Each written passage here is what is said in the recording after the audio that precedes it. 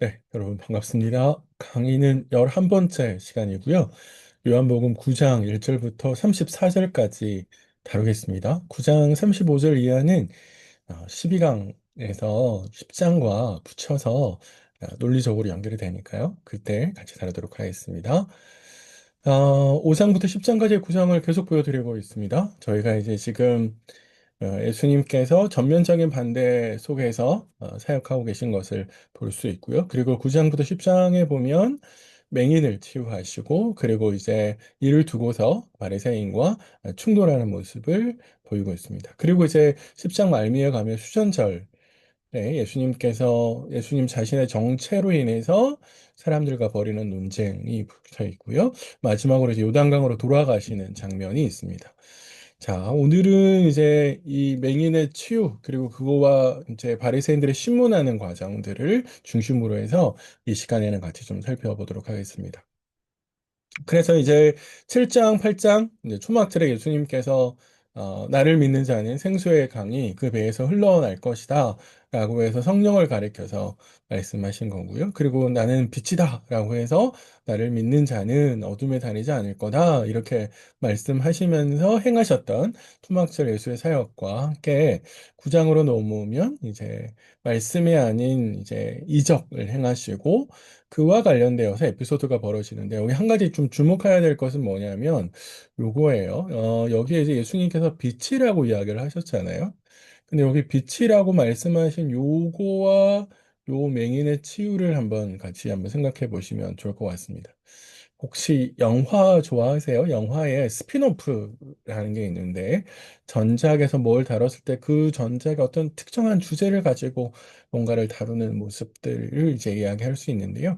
여기 마찬가지입니다. 예수님께서 나는 빛이다라고 이야기를 하셨고 그 빛이다라고 하시는 것을 실제적으로 어떤 의미로 쓰고 있는지를 9장과 10장에 걸쳐서 보여주고 있습니다. 그렇게 연결되고 있다라고 하는 것들을 이제 좀 보시면 좋을 것 같아요. 자, 그런데 이제 이 9장부터 10장까지 저희가 쭉 보려고 하는 요 장에는 구성이 크게 두 가지인데 맨 끝에 보시면 다음 사역을 위해서 예수의 준비라고 하는 요 마무리 문단을 떼면은 앞에 예수님께서 행하신 사역을 보여주고 있죠. 하나는 이제 계속 말씀드렸던 맹인의 치유와 관련된 에피소드 논쟁하는 겁니다. 네, 그리고 나서 수전절날 유대인과 벌인 논쟁들을 보여주고 있는 것이죠.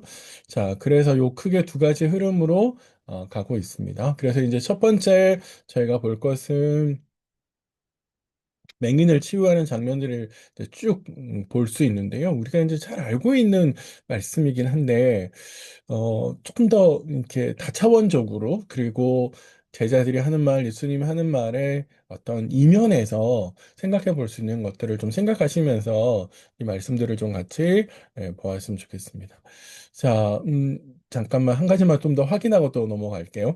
맹인이라는 표현을 제가 아시는 지인이 이제 지인 목사님께서 이런 사역을 하시건 특수 사역을 하시는데 이제 앞을 보지 못하시는 분들 그래서 시각 장애인이라는 표현이 더 좋겠습니다라고 이야기를 하셔서 늘 이제 제 마음에 걸렸는데 우리 번역을 이제 맹인이라고 했고 국어 사전에서 찾아보면 맹인이 비하적인 의미를 가지고 있는 건 아닌데요. 근데 이제 우리 사회가 가지고 있는 그 단어보다는 그 단어를 통한 우리 사회 시각이 조금 비하하는 듯한 그런 시각들이 있어서 이 맹인이라는 표현을 쓰기가 적절하진 않지만 일단 좀 또 혼란스러우실까 봐 성경 우리 가지고 있는 번역서 성경에 맹인이라고 했기 때문에 일단 맹인이라는 표현을 썼고 저는 이제 쓸 때는 시각장애인이라는 말을 좀 쓰려고 합니다. 그리고 이제 어떤 목사님께서 이 구장에 등장했다고 해서 구시라고 이 사람을 이제 편의상 부르기도 하더라고요. 그래서 제가 급하면 그렇게 부르도록 하겠습니다. 자, 첫 번째 길을 가실 때 날 때부터 앞을 보지 못하는 사람을 보았습니다. 라고 이제 1절에 시작하고 있네요. 보았다라는 말을 강조해 보면 주시했다라는 뜻이 되고요. 이 사람은 이 사람의 입장에서 보면 그냥 매일 똑같은 앞을 보지 못해서 누군가 자신을 길 어귀에 데려다 주면 거기에서 아마 구걸했지 않았을까요? 이제 고대 세계에서는 이런 장애를 갖고 계신 분들이 할 수 있는 일들이 극히 뭐 없었거든요. 그래서 아마 그러지 않았을까라고 추적해 보는데, 그래서 그는 평범한 어느 날 하루를 맞이하고 있었지만 예수님은 그를 주목하시고 그에게 찾아가서 뭔가를 좀 하려고 하시는 듯한 뉘앙스를 보여주고 있죠. 그래서 예수님이 주목하시는 걸 보면서 제자들이 그와 관련해서 묻고 있습니다. 선생님, 뭐라고 묻습니까? 이 사람이 맹인으로 난 것이 누구의 죄로 인함입니까? 그 사람 자신입니까? 아니면 부모입니까? 라고 해서 전제가 이런 거죠. 어떤 사람이 고난을 당하면 그 고난은 그것이 질병의 모습으로 온다 할지라도 그 고난은 죄의 결과다라고 해서 우리가 5장에서 38년 된 병자를 살펴보았듯이 그런 모습일 거다. 그게 전제가 되어 있는 것이죠. 그러니까 인과응보죠. 특별히 구약의 율법이 굉장히 많이 강조하잖아요. 인과응보. 그리고 욥기서를 보면 욥의 친구들이 가지고 있는 생각이기도 했죠. 그래서 제자들은 그 인과응보라고 하는 신학의 틀 안에서 사실은 제자들의 이 생각은 당대의 생각을 반영하고 당대 대부분의 유대인들이 이렇게 생각했었죠. 그래서 저 사람은 누구의 죄 때문입니까? 그래서 누가 죄를 지었길래 저렇게 날 때부터 하나님의 저주를 받아서 앞을 보지 못하는 상태로 태어났습니까? 라고 이야기하는 것이죠. 그래서 민수기 12장도 찾아보면 그런 식의 내용들이 등장하게 되는 것이죠. 근데 이제 예수님도 곧 그렇게 이야기하시겠지만 이제 항상 그런 것은 아니고요. 갈라디아서나 고린도후서의 말씀을 보면 신약 성경에 이제 그걸 모두 다 인정하는 건 아니고 그렇다고 해서 부정하는 것도 아닙니다. 어떤 특정한 병은 어떤 특정한 고난은 죄의 결과물일 수 있다라고 하는 것을 인정하지만 그러나 그 모든 것들을 일반화시켜서 가는 것은 옳지 않다라고 이제 성경이 우리에게 이야기해 주고 있죠. 근데 여기서 이제 우리가 제자들의 시각은 당대의 시각을 반영한다라고 말씀을 드렸는데 이 사람에 대한 접근이 어떤 방식으로 하고 있냐면 이 사람을 평가하고 분석하는 그런 시각으로 가죠. 왜? 라고 질문을 이 사람은 왜? 그래서 사실은 제자들이 겉으로 보면 당대에 논란이 있었던 이 사람이 태어날 때부터 죄를 지었나? 그러면 엄마 뱃속에서 죄를 지었나?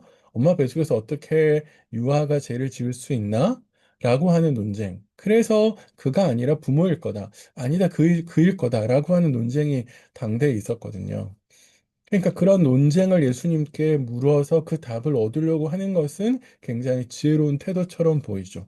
하지만 잘 생각해 보면 제자들의 이 시각은 당대 사람들, 사실은 그 사람에 대한 평가와 분석, 그리고 그 평가와 분석은 대부분 부정적이죠. 저주받은 사람, 하나님의 징계를 받은 사람, 그래서 재수 없는 사람, 가까이 할 수 없는 사람, 이런 시각이잖아요. 그러니까 그 시각을 사실은 제자들은 신학이라고 하는 것으로 포장해서 그럴싸하게 예수님께 던졌을 뿐이지 사실은 적절하지 않은 태도라고 볼 수 있죠. 제가 이렇게 말씀드린다고 해서, 아이, 그러면은 분석하면 안 되나요? 되죠. 문제는 분석에 머무르기 때문입니다. 그리고 사실은 분석이라고 하는 것이 나의 입장이지 그의 입장은 아니잖아요. 이 사람이 가지고 있는 이 사람을 중심으로 해서 지금 여기 시각장애인을 배려해서 그를 중심으로 해서 가지 않죠. 또 하나 이제 문제는 뭐냐면 왜라고 분석하는 순간에 그리고 그것이 죄의 원인이라고 하는 것을 규정하는 순간에 그 사람은 가까이 할 수 있는 이웃이 되지 않죠. 멀리 해야 될 죄인이 되는 거거든요. 나랑 구분을 지어야 되는 죄인이다라는 생각이 딱 경계선을 만들기 때문에 사실은 이런 식의 접근이 적절하지는 않을 거다라는 생각을 합니다. 우리는 그런데 매사에 왜라고 하는 이런 방식에 되게 익숙해져 있죠. 평가하고 분석하고 그래서 누군가를 비판하고 비난하는데 마침 우리 익숙해져 있는데 사실 그건 성도로서의 적절한 모습은 아니지 않나라는 생각합니다. 그래서 예수님은 전혀 다른 접근을 하고 계신데 3절부터 5절에 보시면 예수님께서 어떻게 이 사람에 대해서 접근하는지를 설명해 주고 있습니다. 일단 3절부터 5절 전체는 이 사람이 지금 처해 있는 상황에서 뭘 할 건지라고 하는 시각을 보여줍니다. 그래서 예수님은 일단 제자들은 죄와 고난을 일반화시켜서 연결시켰는데 예수님은 그걸 일반화하는 것을 반대한다라고 이야기하시고요. 그러면서 뭐라고 이야기하냐면 하나님이 하시는 일을 나타내고자 하십니다. 이제 이 구절을 저희가 조금 오해할 수 있는데, 저는 예수님의 의도가 그건 아니라고 생각하는데, 어떤 거냐면, 이 사람이 이렇게 태어난 건 다 하나님께서 계획하신 거야. 그래서 하나님께서 오랜 세월, 어느 날 갑자기 예수를 만나게 하셔서 예수님의 기적을 경험하기 위해서 지난 꽤 오랜 시간 동안에 앞을 보지 못하고 정상적인 생활을 못하게 한 거야. 우리는 3절의 하반절의 말씀을 그렇게 읽을 수 있거든요. 그렇게 보면 하나님은 좀 너무 잔인한 거 아닌가요? 특별히 이 시각장애인 구씨의 입장에 생각해 보면 그 예수님 기적 안 만나도 좋으니까 그냥 볼 수 있고 그래서 일상의 삶을 평범한 삶을 다른 사람들이 다 하고 있는 나이가 돼서 결혼도 하고 아이도 낳고 그 아이들과 함께 행복한 삶을 살고 싶은 그런 생각이 있으실 거 아니에요. 근데 그것 때문에 그걸 다 포기하고 예수님의 그 일으키시는 그 기적 그러니까 이 계획이라고 하는 걸 말 속에 이런 식의 생각을 가지면 너무 억울하지 않을까요? 저는 굉장히 억울하다는 생각이 들 것 같거든요. 아, 그래서 예수님의 이 말씀이 원인론적으로 제자들의 말씀과 연결시켜서 원인론적으로 이야기했다. 그렇게 보기는 저는 어려울 것 같고요. 지금 예수님께 살려고 하는 것은 과거가 아니라 미래로 보면서 지금 비록 그가 앞을 보지 못하지만 그러나 그것을 두고서 하나님께서는 분명한 의도를 가지고 있고 뭔가를 하려고 하신다. 그래서 지금 나를 만나게 하신 거다. 그래서 예수님의 시각은 과거지향적이 아니라 제자들처럼 과거지향적이 아니라 네, 필요를 바라보면서 어떻게 이를 돕고 그리고 그것을 통해서 어떻게 하나님과 연결시키는지 그래서 굉장히 예수님의 시선은 미래지향적인 것이라고 볼 수 있습니다. 그렇게 지금 예수님께서 가고 계시다라고 볼 수 있는 것이죠. 자, 그래서 예수님께서 이렇게 이야기하십니다. 때가 낮이야. 그래서 우리가 일을 해야지 이렇게 이야기하십니다. 왜 하나님의 일을 해야 된다라고 이야기하고 나서 때에 대한 이야기를 하시냐면 당위성을 이야기하려고 하는 것이요. 예수님께서는 하나님의 일을 하시기 위해서 이 땅에 오셨고 그리고 많은 일을 하셨는데 그래서 여기서 말하고 있는 낮은 사람들이 기본적으로 해가 떠 있을 때 일을 할 수 있는 시간을 이야기하는 것이고 예수님은 당신이 일을 할 수 없을 때 그 십자가를 지고 죽으시는 그 상황까지의 시간을 이야기하는 거죠. 그러니까 내가 아직 십자가를 져야 될 시간이 아니니까 열심히 지금 일을 해야지 곧 내가 십자가에 죽으면 그리고 아버지께로 가면 일을 할 수 없으니 내게 주신 소명을 다할 수 없으니 이렇게 이야기하시는 것이죠. 그래서 예수님께서는 이 사람을 위해서 열심히 일을 해야 된다라고 하시는 것을 이제 말씀하고 계십니다. 자, 그러면서 예수님께 되게 독특한 일을 하시죠.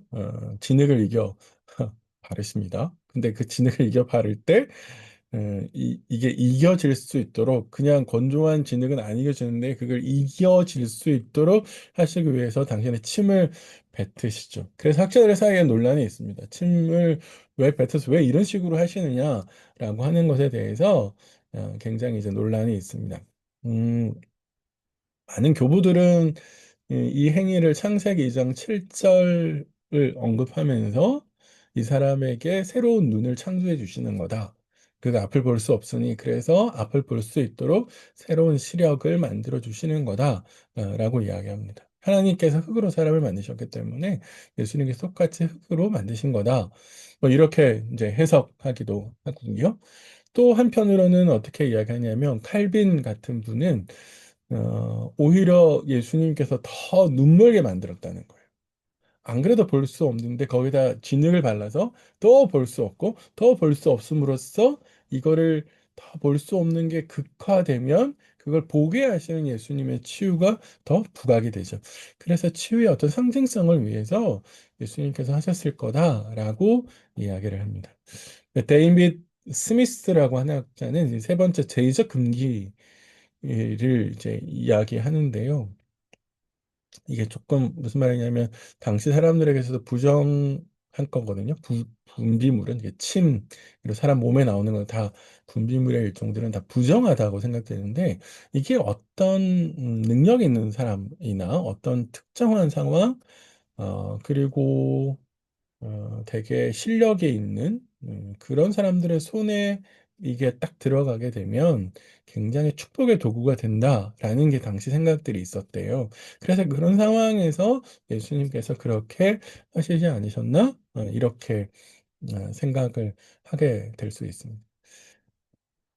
뭐 다 좋아요. 이제 제가 어떻게 뭐가 더 적절할지에 대해서는 각자 이제 판단하시면 될 것 같고요. 나름의 이제 장단점이 있어 보이는데 그런데 예수님께서 저는 이런 생각도 해봐요. 38년 된 병자는 어떻게 하셨어요? 그냥 말씀으로 야 들고 일어나 가 이렇게 하셨잖아요. 그런데 왜 여기에서는 굳이 이렇게 당신의 손에 진흙을 이겨서 침을 뱉어서 그리고 굳이 바르시는 수고로움을 하셨을까? 그런 생각을 하게 되죠. 어쩌면 예수님은 저는 치료의 상징성이라기보다는 이 사람이 가지고 있는 고통에 대한 공감이지 않으셨을까요? 네. 그래서 그 고통에 누구도 가까이 하지 않으려고 했던 그 눈, 저주받은 눈에 예수님 자신의 손을 대시면서 내가 너의 아픔에, 지난 세월 네가 품었던 그 아픔에 내가 공감한다. 이런 것들을 이야기하신 건 아닐까? 그걸 보여주신 건 아닐까? 그래서 제자들의 분석과 달리 고통의 현장으로 들어가서 함께 있으면서 함께 공감하는 저는 예수님의 이런 태도가 우리 성도의 태도여야 된다고 생각해요. 그래서 우리는 자꾸만 어떤 말로 수고로움을 다 때우죠. 그래서 우리 왜 단톡방에 누구누구 아파요 이런 이야기 들어오면 그래요 기도하겠습니다 이렇게 막 올리잖아요. 그거 틀렸다는 게 아니라 그걸로 다 끝내면 안 된다는 거예요. 진짜 우리 성도로서의 수고로움은 그의 고통의 현장에 같이 가서 정답을 이야기하는 게 아니라 우리 계속 정답을 이야기하지만 사실 그 고통의 현장에 같이 있어주는 거잖아요. 그래서 바울이 웃는 자들과 함께 웃고 웃는 자들과 함께 울라라고 그게 복음을 아는 성도의 태도다 이렇게 이야기하니까 아마 그런 점에서 우리가 필요할 것 같아요. 그래서 아마 그런 점을 좀 생각해 보시면 어떤가라는 생각이 듭니다. 자, 그러면서 예수님께서 실로암으로 가서 씻고 와라 이렇게 또 이야기하시죠. 이것도 저는 이것도 좀 생각해 볼 필요가 있을 것 같은데 기본적인 의미는 실로암은 보냄을 받았다라고 하는 것이고 보냄을 받았다라고 하는 것을 부각시키면 보냄을 받은 자에게 가야만 진짜 인생을 치료받는다는 거 의미가 되겠죠. 그러면 예수님께서 보냄을 받으신 자잖아요. 그래서 예수님께로 와야 그리고 빛이신 예수님께로 와야 그의 인생의 어둠이 끝나게 될 거다라고 이야기합니다. 자, 여기서 그래서 저는 예수님께서 굳이 다시 거기 자리에서 쉽게 하시지 않고 낫게 하시지 않고 실람으로 가서 다시 오게 하시잖아요. 왜 이런 과정을 거치게 하실까라고 했을 때 이 사람으로 하여금 뭘 일으키기 위해서요? 순종의 마음을 일으키기 위해서 그리고 이 사람이 순종의 마음이 있는지를 확인하기 위함이라고 저는 생각을 합니다. 만약에 예수님께서 이렇게 보내셨을 때 그 치료의 과정에서 이 사람이 순종할 수 있다면 그러면은 나중에 구원을 향한 예수님의 말씀 또한 순종할 수 있겠죠. 그래서 단계를 밟은 거고, 그러면은 궁극적으로 예수님께서 이 사람을 향해서 계획하신 것은 단순한 치료가 아니라 이 사람의 구원까지 바라보시면서 이 모든 것들을 진행해 오셨다라고 하는 것이 이제 우리에게 구체적으로 생각할 수 있는 지점을 많이 주는 것이죠. 네. 그래서 아마 예수님은 이 순종을 이 사람을 향해서 치료를 넘어서 구원을 향한 여정의 시작이라고 볼 수 있을 것 같습니다. 자, 그래서 이 사람이 치료를 받고 나서 마을 사람들이 맹인이야? 맹인이 아니야? 이렇게 막 헷갈려하는 모습들을 그 이후에 볼 수 있습니다. 이제 그럴 수 있죠. 늘 눈을 감고 있었는데 앞을 볼 수 없는 사람인데 어느 날 갑자기 눈을 딱 뜨고 오니까 마치 우리 성형수술한 거하고 유사할까요? 아마 이제 그래서 사람들이 막 설왕설래하는 모습들을 이제 8절 이하에 막 이야기를 하니까 그 사람이 내가 그 사람이야 라고 이야기를 하면서 예수를 통해서 내가 치유를 받았어 라고 하는 것들을 이야기해 주죠. 근데 사실 자신을 치유한 사람이 누군지는 정확하게 모르는데 이렇게 대답하면 예수라는 그 사람이 아마 수소문에 옆에서 들었겠죠. 그 사람이 나한테 이렇게 이렇게 하라고 그래서 내가 그렇게 했어 라고 이야기를 합니다. 그래서 사실은 이 사람이 고친 사람을 이제 확인하지 못하면서 그래서 이제 치료하고 사람들이 이걸 다 알게 됐다라고 하는 것을 이제 여기서 확인할 수 있게 된 거죠. 네, 그래서 이제 이 맹인의 치유 사건이 이제 끝이 났는데 앞에서 한번 정리를 해보면 쟤네들의 접근 방식은 신학으로 포장한 저주와 모욕이었다. 그래서 사실 우리 이런 식의 접근 방식이 에, 이 접근 방식에서 머물면 안 된다. 예수님처럼 이웃을 향한 우리의 시선이 하나님의 영광이 머물 수 있는 그래서 저주받은 죄인이 아니라 하나님의 영광에 머물 수 있는 사람이다라고 하는 것으로 기억하면서 가야 된다라고 말씀을 드렸고요. 그렇게 하기 위해서는 우리의 수고로움이 필요하다. 그래서 예수님께서 저주받은 눈에 손을 갖다 대듯이 살과 살을 맞대는 사랑. 그래서 말이 끝나는 것이 아니라 그를 위해서 함께 고통을 나누고 살을 맞대는 수고롭게 자신의 헌신을 하는 그런 것들이 필요하다라고 시작 말씀을 드렸고요. 더 나아가서 예수님의 치료 과정은 이 사람의 단순히 치료 자체의 목적이 아니라 그 치료를 넘어서 구원에 있었다. 그래서 예수님은 단계를 밟게 하시고 그래서 이 사람으로 하여금 마음속에서 예수를 각인하게 하고 순종의 여정을 시작하게 하셨다. 네, 이렇게 정리를 좀 할 수 있을 것 같습니다. 자, 그래서 요 맹인의 치유를 이제 대상으로 해서 바리새인들이 이제 이걸 가지고 조사를 하는 것들이 이제 세 차례에 걸쳐서 이야기가 되는데요. 1차, 2차, 3차 이렇게 나누어지는데 1차는 치유받은 사람을 와서 불러서 조사하고 두 번째는 부모를 신문하고 세 번째는 치유받은 이를 재차 다시 한번 신문하게 됩니다. 이 치유받은 과정에서 신문이 계속되는 것은 사실은 역으로 이 바리새인들의 무능을 보여주는 것이기도 하고요. 그리고 그들의 집착을 보여주는 것이기도 합니다.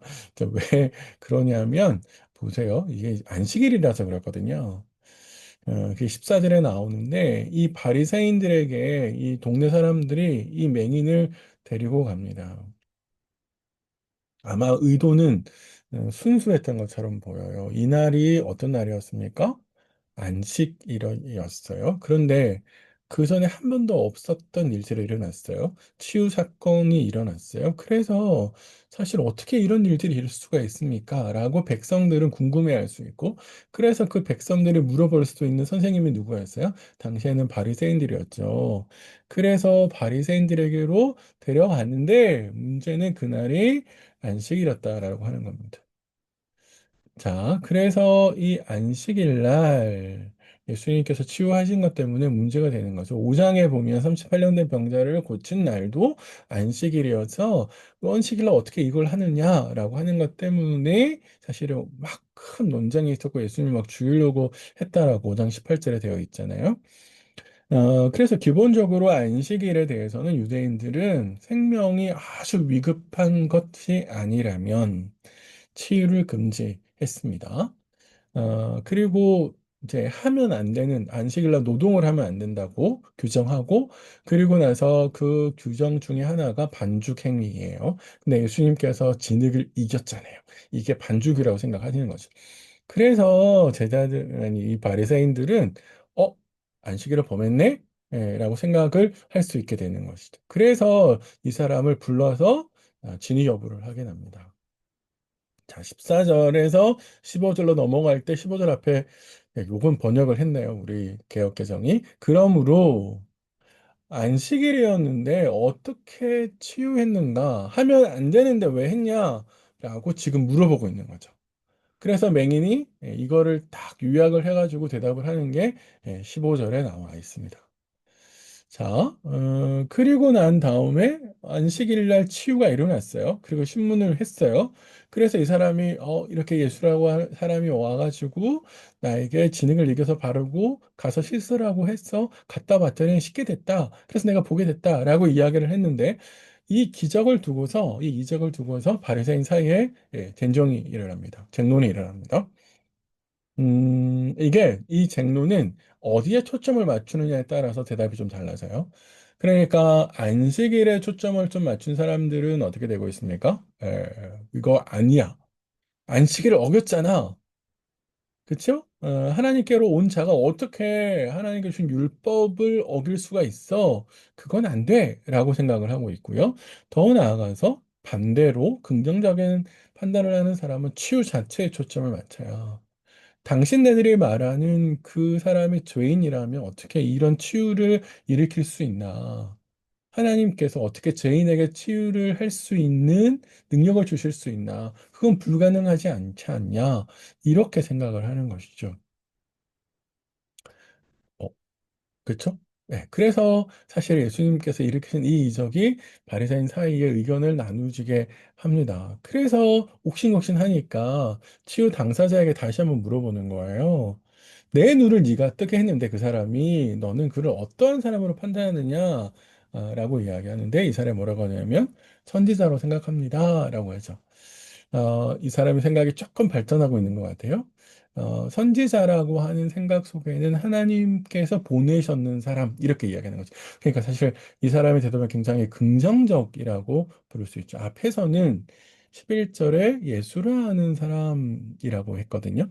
근데 여기에서 이름에서 이 사람은 적어도 하나님께서 보내신 사람이다. 하나님께서 보내신 사람이니까 하나님의 일을 하고 그러니까 나의 눈을 뜨게 해 주신 거지. 라고 생각할 수 있다라고 이제 생각할 수 있는 것이죠. 예. 근데 이제 우리가 여기서 한 가지 좀 생각하시고 넘어가야 될 게, 바리새인들이 자꾸만 신문하는 걸 통해서 우리는 자꾸 본질을 놓치고 있다라는 걸 생각해 보셔야 돼요.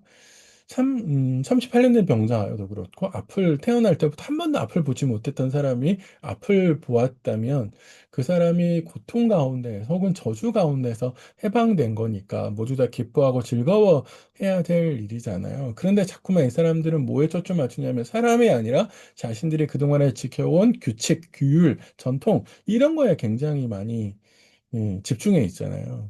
그런데 뭐가 더 우선이어야 돼요? 사람이 우선이어야 돼요? 전통이 우선이어야 돼요?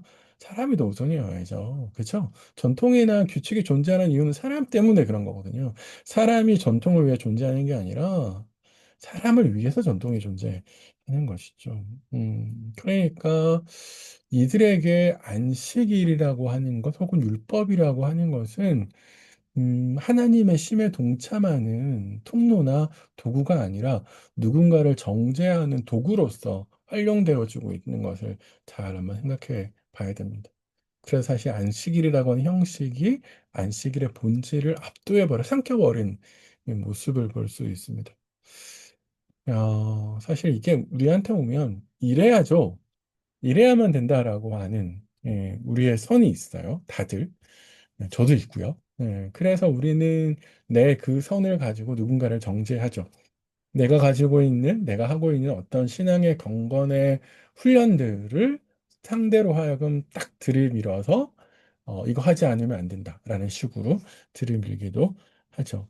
그래서 나의 기준에 저 사람이 부합하냐라고 사람들을 평가하는데 사실 이것도 우리는 좀 같이 고민해 보셔야 됩니다. 그냥 적절하지 않은 것 같아요. 그래서 전통이나 그런 잣대 때문에 긍휼의 눈으로 바라보지 못하고 있지 않나 그런 식의 생각을 좀 해봅니다.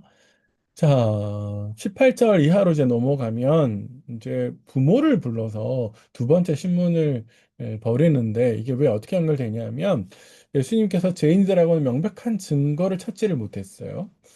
안식일을 어긴 것 같은데 그런데 이 내부 사이에서는 반론이 일어났죠.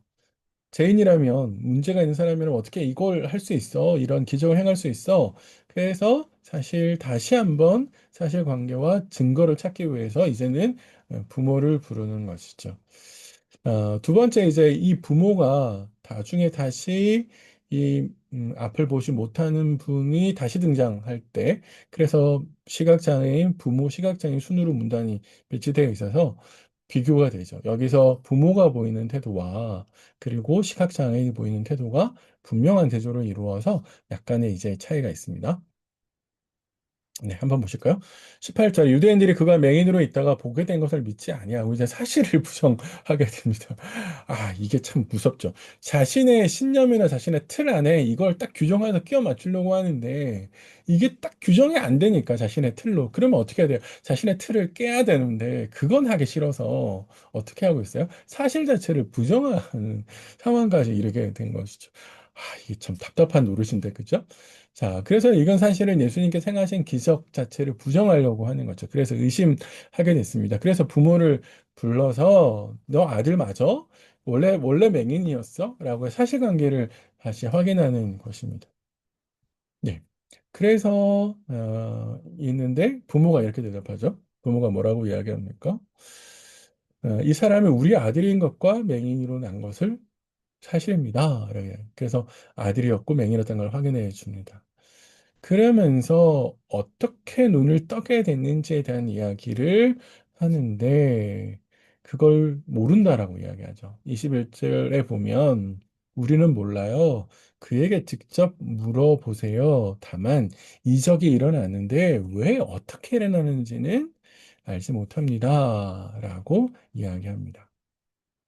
사실 바리새인들이 되게 불편했을 거예요. 그죠? 불편했을 것 같습니다. 이런 말들을 들으면 그래서 장성했으니까 직접 물어보라라고 이야기했는데 이렇게 대답한 이유를 23절 이렇게 이야기하죠. 23절, 24절에 있습니다. 아닙니다. 죄송합니다. 22절에 부모가 유대인들이 누구든지 예수를 그리스도로 시인하는 자는 출교하기로 결의하였으므로 그들을 무서워 함이로라. 네. 직접 물어보세요라고 하는 것은 예수님께서 이렇게 하셨다라고 이야기를 하게 되면 혹시 한패라고 몰릴 수 있고 그와 관련돼서 종교 당국자들이 예수를 죽이려고 하고 있었으니까 말려들어서 자신들이 피해 볼 수 있는 것이죠. 그래서 장성한 아이 그때 당시에 법적으로 증언하려면 13세 이상이어야 되는데 그 아이가 충분히 그 정도 됐으니까 가서 물어보라라고 이야기합니다. 사실 아들이 보이는 태도하고는 굉장히 이제 대조를 이루어왔는데요. 나중에 가면 이제 아들을 다시 한번 불러서 이야기할 때 아들이 보이는 태도와 되게 대조를 보입니다. 어, 사실 두렵죠. 아마 제가 이 부모였어도 되게 두려워했을 것 같아요. 당시 사회에서 출교라고 하는 것은 그야말로 종교적, 정치적, 사회적으로 매립당하는 거거든요. 고립당하는 거거든요. 그러니까 이건 굉장한 형벌입니다. 사실은 쉽지 않은 것인데, 그래서 사회적 안전망이 다 깨져버리는 거니까 두렵고 어려운 일인데, 그럼에도 불구하고 신앙이라고 하는 것과 비교해 보면 사실 신앙이 없는 모습을 보이고 있는 것이죠. 그래서 진실을 말해야 할 때 그런 해가 올까 봐 두려워서 침묵하기도 하죠. 사실 우리는 선택적 침묵을 하죠. 네, 그리고 선택적인 진실을 구할 때가 되게 많습니다. 그 기준이 뭐냐? 그게 진실이냐 아니냐가 아니라 그게 내게 해를 입히냐, 이익을 주냐. 이게 이제 우리에겐 굉장한 기준이 되잖아요. 이제 그런 차원에서 이 부모의 모습은 사실 이 이후에 이 시각 장애인이 보이는 모습과 대조를 이룹니다. 근데 한 가지 여기서 좀 신학적으로 논쟁 하나가 있는 게 출교라는 것 때문에 논쟁이 있습니다. 왜냐하면 출교는 요한의 시대가 아니라 그 훨씬 이후에, 그러니까 예수님 당시의 시대가 아니라 요한의 시대 때, 요한이 이 요한복음을 집필하고 있던 시대의 상황이니까 그때 상황을 반영해서 넣은 거다라고 하는 게 이제 이런 생각들이 있어요. 하지만 그렇게 보지 않아도 된다라고 생각하는 게 뭐냐면 출교라고 하는 말들이 에스라 시대, 포로기 때부터 이미 쓰여지고 있었다라는 거고요. 임의라고 만약에 어 이게 요한의 당시의 말이라면 임의라는 말을 쓸 수가 없죠. 그죠? 그래서 임의라고 하는 말을 이 본문이 쓰고 있는 것으로 봐서는 이거는 요한의 시대를 끄집어 와서 썼다라고 보기가 어렵다라고 이야기하고 있고요. 그다음에 예수님의 재판 과정에서 그리스도냐 그리스도지 않냐라고 하는 것에 대한 고백이 굉장히 중요하다라고 하는 것이 드러나거든요. 그래서 사실 이제 여기에 나와 있는 것을 후대 요단의 상황을 반영해서 출교라는 말을 썼다라고 보지 않아도 될 것 같습니다. 자, 이제 세 번째 신문이 들어갑니다. 세 번째 신문에 들어가다 보면 이 사람들이 맹인을 다시 부릅니다. 두 번째 불러서 이 사람에게 다시 한번 강요합니다. 근데 그 강요의 표현이 어떻게 하냐면 하나님께 영광을 돌려라 이렇게 이야기합니다. 이거 나중에 한번 찾아보세요. 요수아 7장에서 요수아가 하는 말인데 하나님께 영광을 돌려라 하나님을 찬양하라 이제 이렇다라기보다는 진실을 말하라 이런 뜻으로 이 말을 쓰고 있습니다. 진실을 말해. 사실은 진실을 말해서 사실이 밝혀지는 것이 하나님께 영광이다라고 이야기하는 것이고, 그래서 그 하나님의 편에서 우리는 이 사람이 죄인임을 확인하고 있어. 그러니까 너도 똑같이 시인해. 그래서 부정해. 이렇게 이야기하고 있는 것이죠. 그래서 너 뭔가 숨기고 있지? 너 뭔가 지금 말 안 하고 있는 거 있지? 그래서 뭔가를 말해. 라고 이야기하고 그 말하는 것 속에서 결국 예수님이 죄인이고 문제가 있고 뭔가 율법을 어긴 사람이다라고 하는 사실에 드러나게 될 것을 기대하면서 이런 말들을 했다라고 이야기하고 있는 것이죠. 사실 되게 어거지로 어, 네, 하고 있는데요. 대답이 참 멋있습니다. 강요했는데 거절합니다. 용감하게 거절합니다. 부모와 대조를 이루고 있죠. 내가 본다는 것만이 확실합니다. 라고 이제 이 사람이 이야기합니다. 내가 그 사람이 죄인인지는 확인할 수 없어요. 그러나 내가 지금 보고 있다. 나는 앞에 원래 보지 못한 사람이었는데 나는 보고 있습니다. 라고 이야기합니다. 지금 내가 보고 있다는 것, 이건 사실이라는 거죠. 그건 진실이어서 그가 나로 하여금 보게 했다라고 하는 것은 사실 뭐라요? 사실이고 그거는 양보할 수 없다라고 이야기하죠. 그러니까 사실은 이 사람은 자신도 모르게 예수님을 증언하고 있다라고 이야기합니다. 다시 한번 어떻게 뜨게 됐느냐라고 반복해서 물어요. 질문을 반복하고 있는 것은 왜 그래요? 그 사람들이 듣고 싶은 대답을 안 해주기 때문이죠. 그쵸? 죄인이라고 하는. 그래서 이 사람을 자신들의 틀 안에 가두어야 되는데, 예수를 틀 안에 가두어야 되는데, 틀 안에 가두려면 증거가 필요한데, 그 명백한 증거를 이 사람이 이야기해 주지 않으니까 계속해서 질문하고 질문을 통해서 말의 실수를 유도하고 그 유도한 걸 통해서 꼬투리를 잡아서 결국 몰아가려고 이야기하는 것이죠. 그런데 이 앞을 보지 못했던 분들이 그 속셈을 잘 간파해서 제자가 되려고 하느냐라고 해서 역설적으로 질문을 던집니다. 왜 그렇게 꼬치꼬치 그분에 대해서 캐묻냐, 관심 있냐, 그래서 그분의 제자가 되려고 하는 거냐, 라고 이야기하는 거죠. 아, 사실 흥분하는 건 논리가 딸린다는 뜻이죠. 저는 그렇게 생각합니다. 누군가 막 싸울 때 논리적으로 말이 안 되면 흥분하잖아요. 이 사람들이 막 격분하면 흥분해서 욕을 합니다. 사실은 예수님에서 악한 감정이 있다라고 하는 것도 있고요. 제가 말씀드렸던 것처럼 자신들의 의도를 들켰기 때문이죠. 아니, 우리는 모세의 제자가 되려고 해. 라고 이야기합니다. 너 그의 제자야? 우리는 모세의 제자야. 라고 이야기하면서 모세에게는 말씀하신 줄 우리가 명백하게 아는데 도대체 이 사람은 어디서 왔는지 우리가 알지 못해. 라고 이야기합니다. 이런 이야기를 하는 것은 예수를 인정할 수 없다라는 이야기고, 그래서 결국 예수를 부정한다라고 이야기한다는 것이죠. 자꾸 이제 예수님과 유대인 사이의 논쟁을 저희가 살펴보면 유대인들은 계속해서 안다라고 생각하거든요. 알고 있어. 진실을 알고 있지.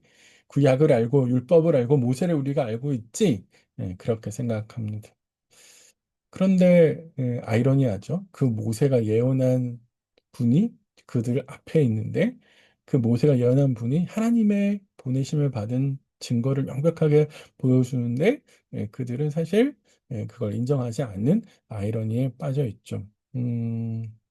그렇게 생각해 보면 사실은 유대인들이 그렇게 열심히 성경을 팠지만 그 열심의 방향이 틀렸다라고 하는 것도 지적할 수 있고요. 두 번째는 어중간하게 알고 있는 그 지식이 오히려 성벽이 되고 견고한 성이 되어서 예수님의 말씀을 막는 오히려 독이 되고 있는 것을 볼 수 있습니다. 그래서 그들의 지식의 한계를 인정하지 않고 오히려 그 지식이 잣대가 되어서 예수님의 은혜를, 하나님의 은혜를 받아들이지 못하게 하는 성벽이 되어버렸고, 그래서 고정관념 안에 갇히게 되는 일들이 벌어지게 됐다라고 이야기합니다. 신앙은 사실 성경을 얼마큼 아느냐의 지식이 아니죠. 그런 차원이 아닙니다. 그럼 신학자들이 제일 훌륭한 신앙인이다라고 이야기 할 텐데요. 또 하나 조심해야 될 거는 고정관념이거든요. 우리는 자꾸 내가 알고 있는 지식과 내가 경험한 것 안에 하나님을 가두려고 하거든요. 반대로 가야죠. 반대로 가야 됩니다. 그래서 내가 가지고 있는 지식과 내가 가지고 있는 틀을 계속해서 깨려고 해야 돼요. 그래야 더 큰, 하나님의 더 큰 일을 수용할 수 있고, 이해할 수 있습니다. 그리고 그 지식은 누군가를 살리는 방향으로 또 가야 돼요. 그래서 우리의 신앙과 우리의 경험, 내가 알고 있는 성경에 대한 이해, 내가 훈련하고 있는 것들이 그런 방향으로 가고 있는지 한번 같이 생각해 보았으면 좋겠습니다. 네. 자, 이 사람이 말이 거기서 끝나지 않고 계속되면서 당국자들의 불신앙을 이론하기 시작합니다. 누구보다도 본이 돼야 될 종교 당국자들인데, 그런데 이 앞을 보지 못하는 분에 의해서 그들의 민낯이 그대로 들고 있습니다. 뭐라고 이야기합니까? 예수의 이적에 대해서 당국자들이 제대로 이해하지 못하고 있다는 것이죠. 당신네들이 백성을 가르치고 인도하는 권위자라면 이건 너무나도 당연히 알아야 되는 것인데 잘 모르고 있다라고 이야기하고 있습니다. 창세 이후로 32절 이하예요. 맹인으로 난 자의 눈을 뜨게 할 땀을 내가 못 들었는데 이 사람이 하나님께로부터 오지 않았으면 어떻게 하나님께로 오지 않아 어떻게 이런 일을 할 수 있냐? 그러니까 이분은 적어도 하나님께서 보내신 분이다라고 이야기하죠. 그러니까 사실 이건 신앙 고백에 지금 가까이 왔다라고 볼 수 있는 것이고, 그래서 이 사람이 예수님을 가까이 하고 믿고 있다라고 하는 것을 볼 수 있습니다. 음, 38년 된 병자하고 한번 비교해 보세요. 38년 된 병자는 압박에 들어오자 예수님을 고발했잖아요. 근데 지금 여기에 등장하시는 분은 어떻게 하고 있어요? 9장에 등장하는 시각 장애인은 물러서지 않죠.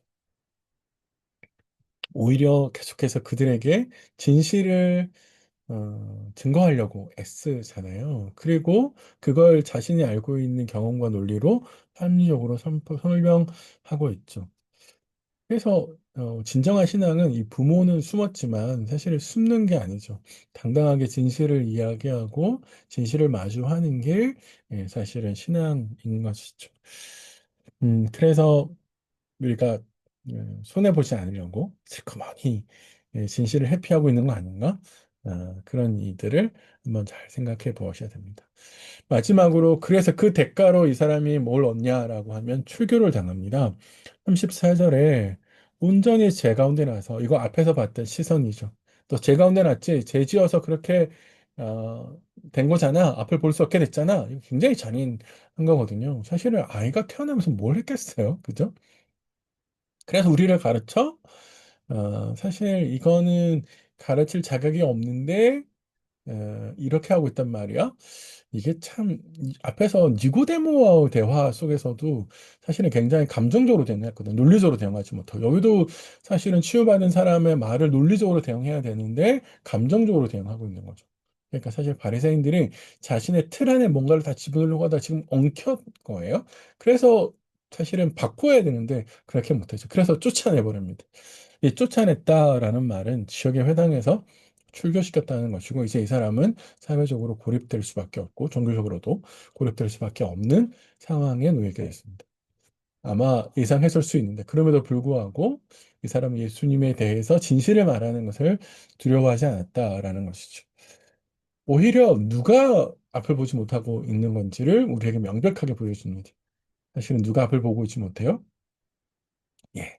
어, 바리새인들이 앞을 보고 있지 못하죠. 그리고 이 사람은 누구보다도 명백하게 진실을 잘 보고 있습니다. 예, 오늘 강의는 이제 여기까지인데요. 9장 35절 이하는 다음 강의에서 제가 안내해 드리도록 하겠습니다.